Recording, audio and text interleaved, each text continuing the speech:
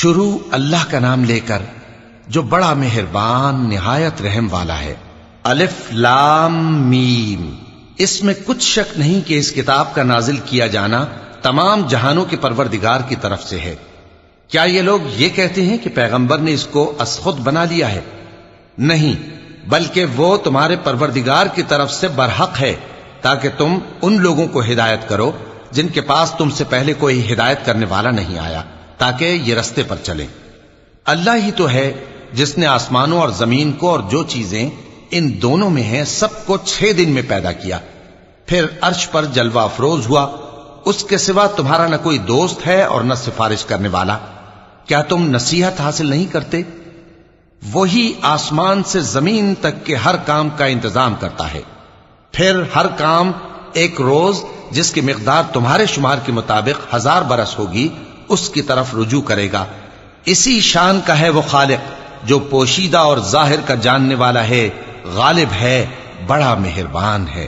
وہی جس نے ہر چیز کو بہت اچھی طرح بنایا، یعنی اس کو پیدا کیا اور انسان کی پیدائش کو مٹی سے شروع کیا، پھر اس کی نسل ایک قسم کے خلاصے سے یعنی حقیر پانی سے بنائی، پھر اس کو درست کیا، پھر اس میں اپنی طرف سے روح پھونکی اور تمہارے کان اور آنکھیں اور دل بنائے، مگر تم بہت کم شکر کرتے ہو۔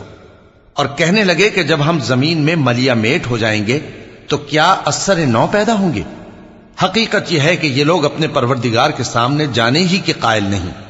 کہہ دو کہ موت کا فرشتہ جو تم پر مقرر کیا گیا ہے تمہاری روحیں قبض کر لیتا ہے، پھر تم اپنے پروردگار کی طرف لوٹائے جاؤ گے، اور تم تعجب کرو جب دیکھو کہ گناہگار اپنے پروردگار کے سامنے سر جھکائے ہوں گے اور کہیں گے کہ اے ہمارے پروردگار، ہم نے دیکھ لیا اور سن لیا، تو ہم کو دنیا میں واپس بھیج دے کہ نیک عمل کریں، بے شک ہم یقین کرنے والے ہیں۔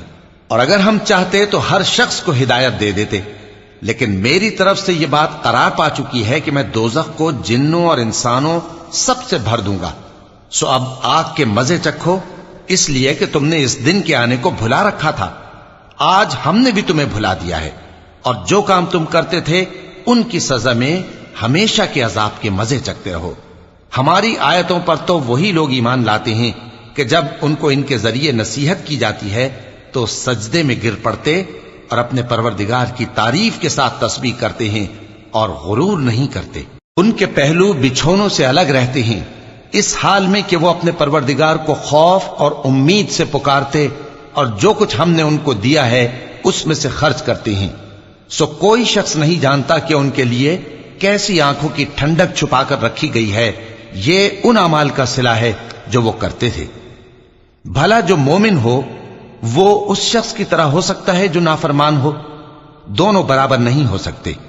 جو لوگ ایمان لائے اور نیک عمل کرتے رہے ان کے رہنے کے لیے باغ ہیں، یہ مہمانی ان کاموں کی جزا ہے جو وہ کرتے تھے، اور جنہوں نے نافرمانی کی ان کے رہنے کے لیے دوزخ ہے، جب چاہیں گے کہ اس میں سے نکل جائیں تو اس میں لوٹا دیے جائیں گے، اور ان سے کہا جائے گا کہ جس دوزخ کے عذاب کو تم جھوٹ سمجھتے تھے اس کے مزے چکھو، اور ہم ان کو قیامت کے بڑے عذاب سے پہلے دنیا کے عذاب کا بھی مزہ چکھائیں گے، شاید وہ ہماری طرف لوٹ آئیں۔ اور اس شخص سے بڑھ کر ظالم کون جس کو اس کے پروردگار کی آیتوں سے نصیحت کی جائے تو وہ ان سے منہ پھیر لے۔ ہم گناہگاروں سے ضرور بدلہ لینے والے ہیں، اور ہم نے موسیٰ کو کتاب دی تو تم ان سے ملاقات ہونے سے متعلق شک میں نہ ہونا، اور ہم نے اس کتاب کو بنی اسرائیل کے لیے ذریعہ ہدایت بنایا تھا، اور ان میں سے ہم نے پیشوا بنائے تھے جو ہمارے حکم سے ہدایت کیا کرتے تھے، جبکہ وہ صبر بھی کرتے تھے اور وہ ہماری آیتوں پر یقین رکھتے تھے۔ بلا شبہ تمہارا پروردگار ہی ان میں جن باتوں میں وہ اختلاف کرتے تھے قیامت کے روز فیصلہ کر دے گا۔ کیا ان کو اس امر سے ہدایت نہ ہوئی کہ ہم نے ان سے پہلے بہت سی امتوں کو جن کے رہنے کے مقامات میں یہ لوگ چلتے پھرتے ہیں ہلاک کر دیا؟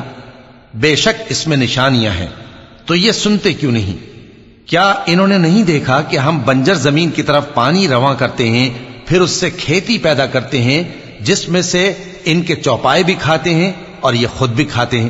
تو یہ دیکھتے کیوں نہیں؟ اور کہتے ہیں اگر تم سچے ہو تو یہ فیصلہ کب ہوگا؟ کہہ دو کہ فیصلے کے دن کافروں کو ان کا ایمان لانا کچھ بھی فائدہ نہ دے گا، اور نہ ان کو مہلت دی جائے گی، تو ان سے منہ پھیر لو اور انتظار کرو، یہ بھی انتظار کر رہے ہیں۔